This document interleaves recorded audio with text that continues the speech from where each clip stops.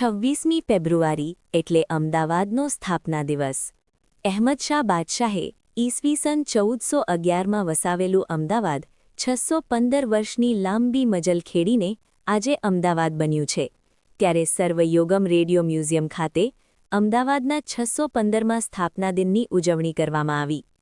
આ પ્રસંગે સર્વયોગ સ્કૂલમાં અભ્યાસ કરતા બાળકો સાથે સર્વયોગમ રેડિયો મ્યુઝિયમના ફાઉન્ડર સિદ્ધાર્થ પટેલે કેક કટ કરીને અમદાવાદના સ્થાપના દિવસની ઉજવણી કરી।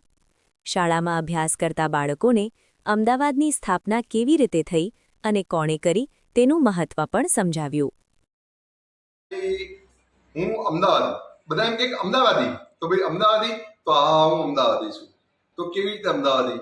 કારણ કે મેં અમદાવાદ પાસેથી જે લીધું છે, મારું બાળપણ અને આજે આ બધું જોયું, એની સામે મારે અમદાવાદને શું પાછું આપવું જોઈએ? તો આજે એક તો વાત એ છે કે અમદાવાદની એસ્ટાબ્લિશમેન્ટ ક્યારે થઈ? તો 1411 1411માં અમદાવાદની સ્થાપના થઈ। 615 વર્ષ થયા।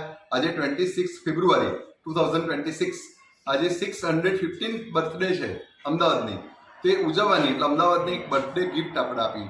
સર્વયોગમ રેડિયો મ્યુઝિયમ પણ મેં બનાવીને અમદાવાદને આપ્યું છે, કારણ કે જ્યારે યુનેસ્કોએ અમદાવાદને હેરિટેજ સિટી તરીકે ડિક્લેર કર્યું તો એક આપણી જવાબદારી બને છે કે અમદાવાદ હેરિટેજ છે તો એનો જે વારસો છે એ આપણે જાળવવો જોઈએ અને અમદાવાદ સિટીને વારસો એ આપણે આપવો જોઈએ।